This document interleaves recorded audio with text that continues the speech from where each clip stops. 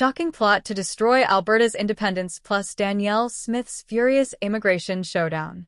The political landscape in Canada is rapidly shifting, and nowhere is that shift more dramatic than in Alberta. Since Mark Carney's rise to the prime ministership after the snap federal election on April 28, 2025, tensions between Ottawa and the provinces, especially Alberta, have exploded into open confrontation. With the Liberals scrambling to manage crises on multiple fronts, Alberta Premier Danielle Smith is doubling down on her push for autonomy. Between a collapsing federal tax agenda, record-breaking immigration levels, and a controversial attempt to block Alberta's path to an independence referendum, the province is now a battleground for the soul of Canada's federation. The most glaring failure for Carney's government came with his abrupt reversal on the digital services tax. Promised as a cornerstone of the Liberal fiscal plan, it was expected to rake in billions over the next 5 years. But just weeks after insisting it would go ahead, Carney's team reversed course and scrapped it. The fallout was immediate. Public trust eroded, and political opponents pounced. This wasn't just a policy retreat, it was a credibility meltdown. At a time when Canada is already facing a $60 billion deficit, walking away from a tax that was supposed to help fill that gap raised alarm bells. More than anything, it signaled that the new government may not have the capacity, or the conviction, to lead in the face of real pressure. While Carney stumbled, Danielle Smith seized the moment. On July 1st, she introduced a significant tax cut for Albertans, reducing the provincial income tax rate and delivering real relief to struggling families. At a time when federal tax policy offered little more than token gestures, Smith's move stood out. Her government's plan puts an average of $750 back in the pocket of individual taxpayers and $1,500 for dual-income families.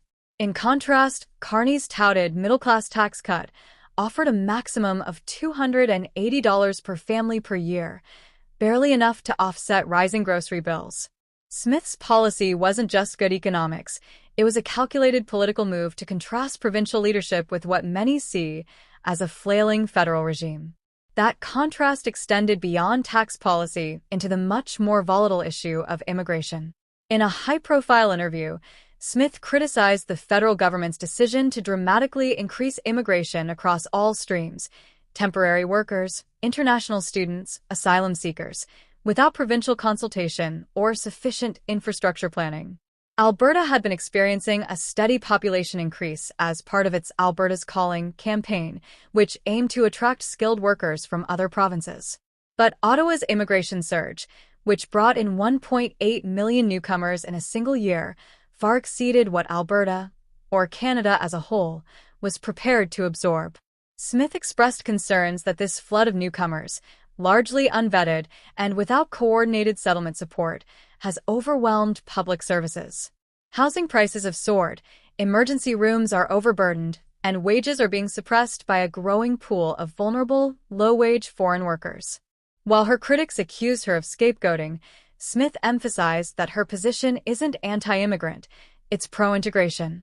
Her message was clear: Canada must remain a welcoming nation, but one that prioritizes orderly migration, sustainable growth, and social cohesion.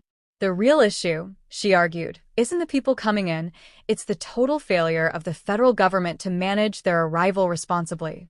Many young Canadians now find themselves unable to secure basic entry-level jobs, not due to a lack of willingness to work, but because those jobs are being absorbed by foreign workers willing to accept lower wages.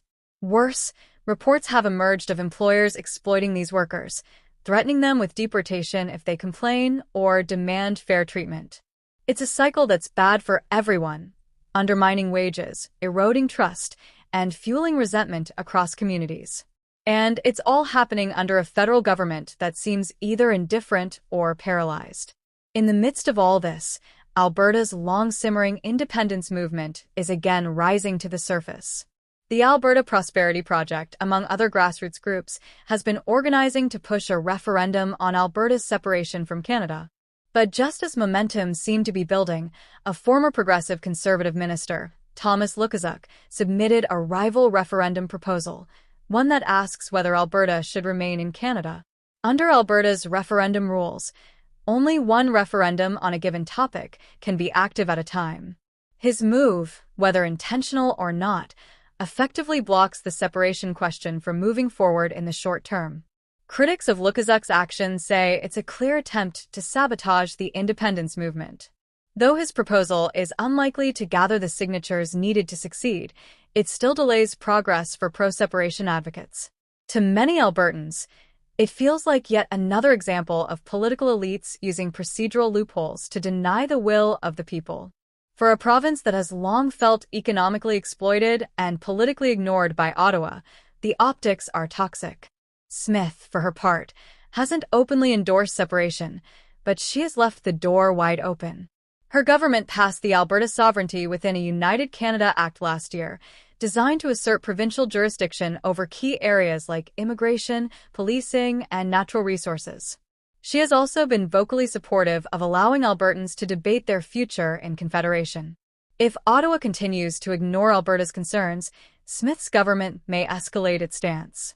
For now, the referendum delay has provided her time to continue building support for greater autonomy, possibly laying the groundwork for a future, more strategic push.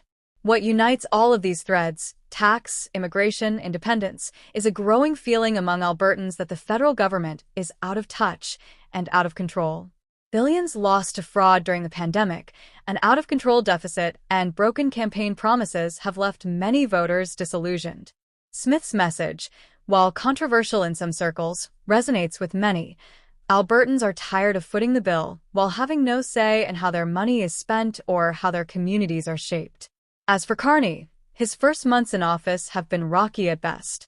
Reports from within his own party suggest he's making major policy decisions without consulting caucus, relying instead on centralized power and closed-door advisors. Critics say he's running Canada like a boardroom, not a democracy. Whether it's trade, immigration, or fiscal policy, his government has shown signs of disorganization and reactive politics, rather than strategic governance. And while he continues to speak in polished soundbites, his inability to follow through with meaningful outcomes is becoming harder to ignore. Canada's political divide is no longer just East versus West or left versus right. It's now a battle between an overreaching federal government and provinces demanding more control. Under Danielle Smith, Alberta has become the loudest voice pushing back. Whether it leads to decentralization or full separation remains uncertain, but one thing is clear: Alberta is done quietly complying. The fight for autonomy has only just begun.